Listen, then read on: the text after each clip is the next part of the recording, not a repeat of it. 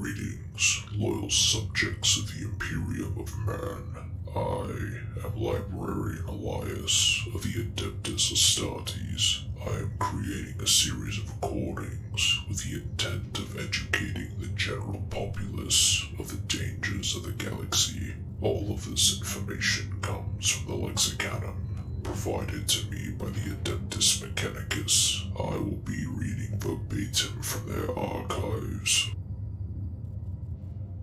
This recording will cover one of the few allies the Imperium has, a space marine known as Rylanor, the Ancient of Rites. Rylanor was the Ancient of Rites in the Emperor's Children's Space Marine Legion during the Great Crusade.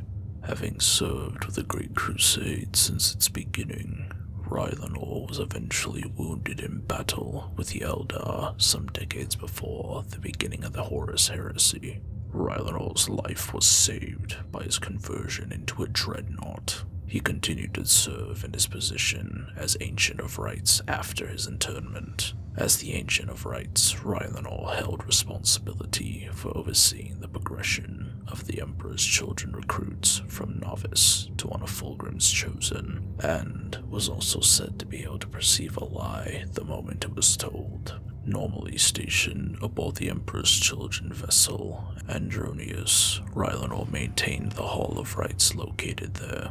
Considered to be a member of the inner circle of the Emperor's Children, Rylanor was one of several senior officers who attended upon the Primarch and executed his commands. It was him that Captain Saul Tarvitz petitioned for reassignment immediately prior to the ill-fated drop on Isfan III. Rylanor agreed to the request and transferred Tarvitz from combat duties to a staff placement aboard the Andronius.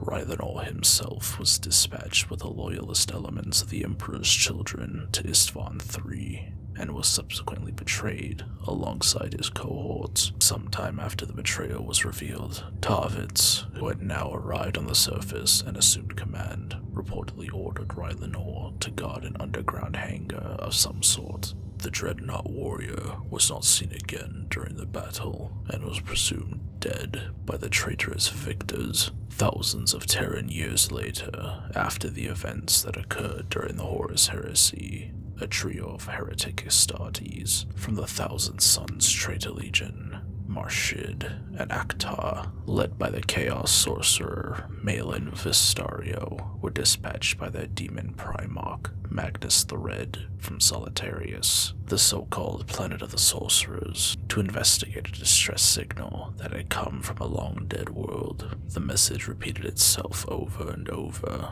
with a simple phrase, ambiguous yet portentous: "The Ancient awaits." The investigating Thousand Sons arrived on the dead world and traversed a series of subterranean catacombs until they reached a hangar with a small spacecraft located at the center of it that had been destroyed by tons of fallen masonry. Beside the craft, Vistario spotted the shattered outline of an ancient contempted dreadnought. Dust and ash lay thick on its adamantium sarcophagus, the color of its armor all but obscured. One leg had been sheared from its body, and its left side buckled inward so deeply that the flesh within was surely dead. Its weapon arms, a Kier's pattern assault cannon, and a splay-clawed power fist were aimed skywards, as if this ancient hero of the Space Marine Legions had sought to vent his fury towards the heavens with the last of his existence. The dreadnought lay upon something half buried in the rock of the cavern floor, its surface burned and unrecognizable. More cables snaked from the small, wrecked spacecraft that were hooked into the object's underside, as well as to the war machine. A strange device was connected to the dreadnought. It appeared to be a monstrous hybrid of musical instrument and an apparatus of excruciation designed by a sadistic lunatic. Its colors were faded, but it once had been vividly painted and elaborately ornamented, and it still thrummed with energy. As Vistario grew closer and sought for a way to disconnect the device, which was the source of the distress beacon the Thousand Sons had received, the ancient and not-so-dead dreadnought awakened and wrapped its massive power fist around the body of Brother Murshid. The Dreadnought also aimed its mighty assault cannon at Vistario, before pausing and declaring that they were not the ones the Dreadnought sought.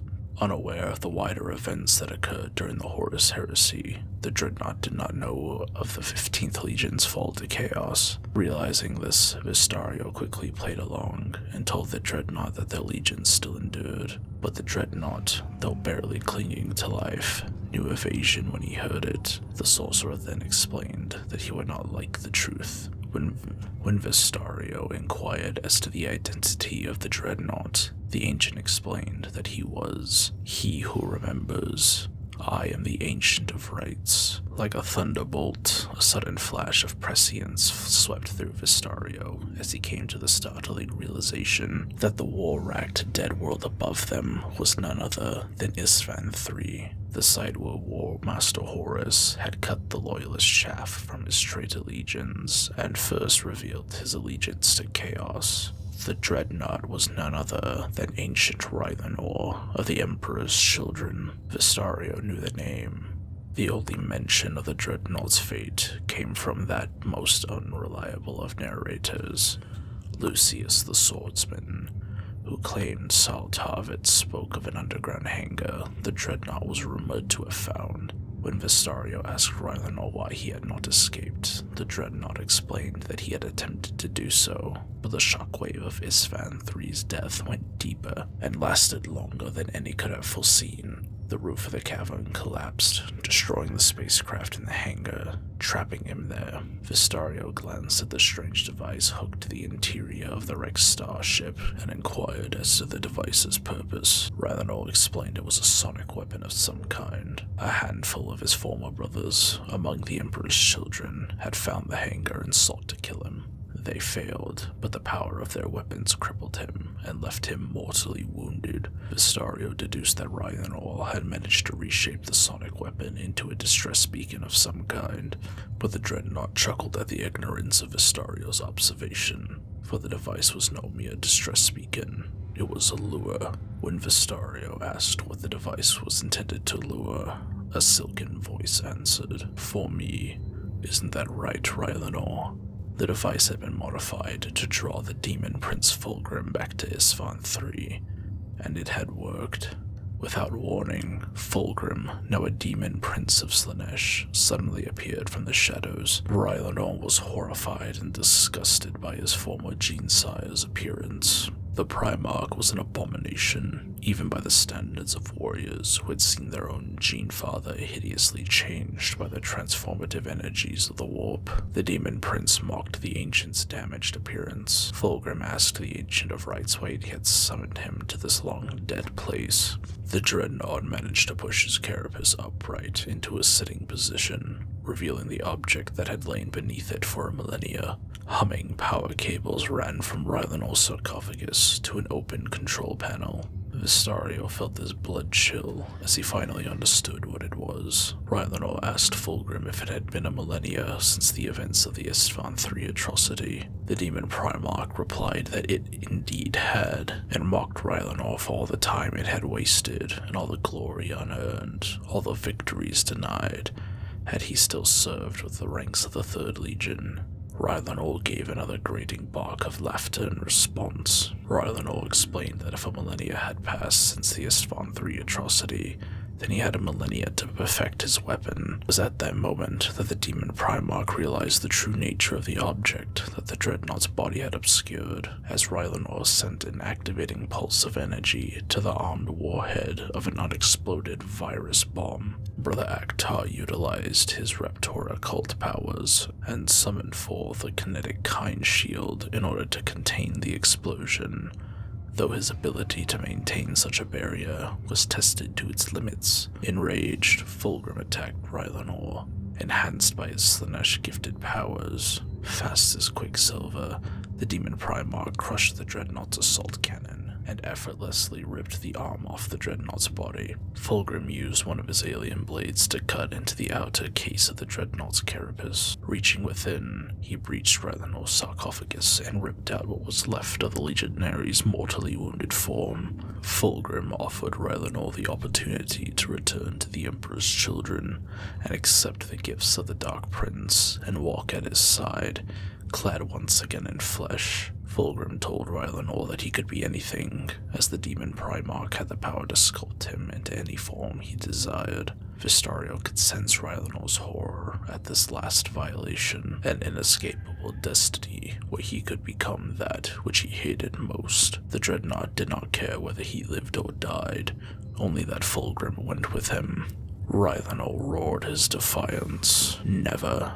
All we have left between us is that we will die together. I am Rylanor of the Emperor's children, Ancient of Rites, venerable of the Palatine host, and proud servant of the Emperor of mankind, beloved by all. I reject you now and always. The Thousand Sons were at a loss of what they should do, to let matters come to a head, or to intervene on Rylanor's behalf. Vistario felt Fulgrim's infinite malice, his cruel enjoyment of Rylanor's anguish, and the helplessness of the Thousand Sons. The Primarch of the Emperor's children reveled in his overwhelming pride, a trait Magnus the Red had more than once told Vistario that had been present before his fall to chaos. More than anything, stronger than even Fulgrim's spite, Vistario felt Rylanor's pride and honor, the unbending core of greatness that had sent him against his brothers and had seen him descend into obsessive madness. Trapped beneath the surface of a dead world, Vistario took the measure of Fulgrim, seeing nothing worthy in him. His fellow warriors felt the moment his decision was made. Vistario raised his bolter and fired a mass reactive shell into the back of Brother Aktar's skull. The Raptora's head exploded, and with his death, the psychic force holding back the warhead's detonation ended. Once more, all life was burned away on Isfan 3. First, by the organic decay brought by the Life-Eater virus, and then by the planetary conflagration that followed as all of that organic matter ignited. It took much less time for the Life-Eater virus to burn out on Isfan 3's second death, yet, not long after, a shadow emerged from the Undercity, a serpentine outline of cinders, held together by a web of demonic energy. Not even the viral toxins wrought by an ancient imperial silence could unmake that which the darkest powers of the warp had raised up. The Phoenician's form was already weaving itself anew, but his soul was broken, for no pain, no hurt, and no injury could wound such a being, as much as the denial of its own imagined magnificence. That simple truth was Ancient Rylanor's final victory. Fulgrim had ultimately survived, though his pride was forever wounded. This concludes the information regarding Rylanor. More in-depth information regarding him will be recorded at a later date. This is Librarian Elias.